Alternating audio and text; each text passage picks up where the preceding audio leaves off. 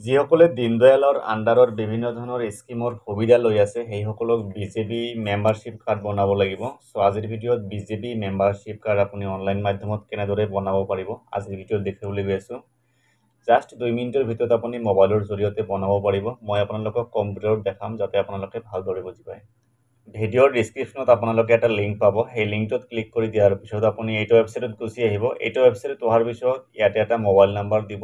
Mobile number দিয়াৰ পিছত ইয়াতে গেট ভেৰিফিকেশ্যন কোড এইটো হাইলাইট হৈ যাব, ইয়াতে ক্লিক কৰিব। ঠিক আছে, একেবাৰে ইজি হয়। জাষ্ট আপোনাৰ মোবাইল নাম্বাৰ আৰু ফটোৰ জৰিয়তে আপুনি বিজেপি কাৰ্ড বনাব পাৰিব। মই দেখুৱাই আছোঁ আপোনালোকক। ইয়াতে মোবাইল নাম্বাৰ ফিল আপ কৰিব আৰু গেট ভেৰিফিকেশ্যন কোডত ক্লিক কৰিব।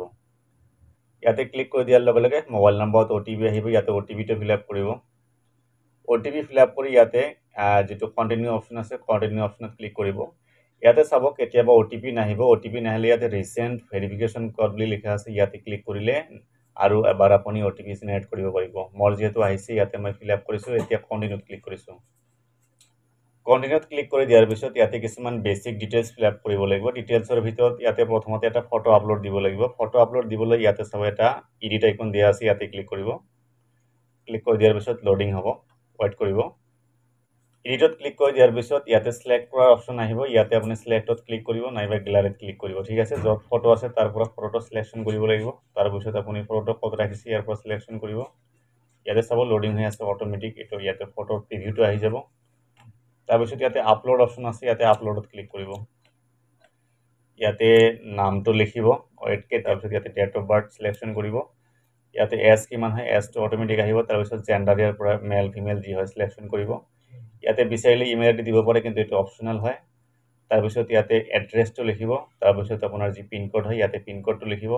ষ্টেট সিলেকশন কৰিব, ডিস্ট্ৰিক্ট সিলেকশন কৰিব, আপোনাৰ যেটো সমষ্টি হয় কনস্টিটুৱেন্সি এইটো সিলেকশন কৰিব। ইয়াৰ পৰা গটিকনি সিলেকশন কৰাৰ পিছত ইয়াতে টিক মাৰ্ক দিয়াৰ পিছত ইয়াতে সেভত ক্লিক কৰিব। ইজি প্ৰসেস হয় একেবাৰে। সেভত ক্লিক কৰি দিয়াৰ লগে লগে ইয়াতে চাব পাৰে congratulation your primary number ID. এইটো এটা নাম্বাৰ আইডি। ইয়াতে অটোমেটিক আপোনাৰ যেটো কাৰ্ড হয় বিজেপি মেম্বাৰশ্বিপ কাৰ্ড ইয়াতে অটোমেটিক জেনাৰেট হৈ যাব। ইয়াতে ডাউনলোড আইকন দিয়া আছে, ইয়াতে ক্লিক কৰি আপুনি লগে লগে ডাউনলোড কৰিব পাৰিব। ইয়াতে চাব ডাউনলোড হৈ আছে, ইয়াতে চাব পাৰে কাৰ্ডটো ডাউনলোড হৈ গ'ল। তো এইটো প্ৰসেসৰ জৰিয়তে আপুনি বিজেপি মেম্বাৰশ্বিপ কাৰ্ড বনাব পাৰিব।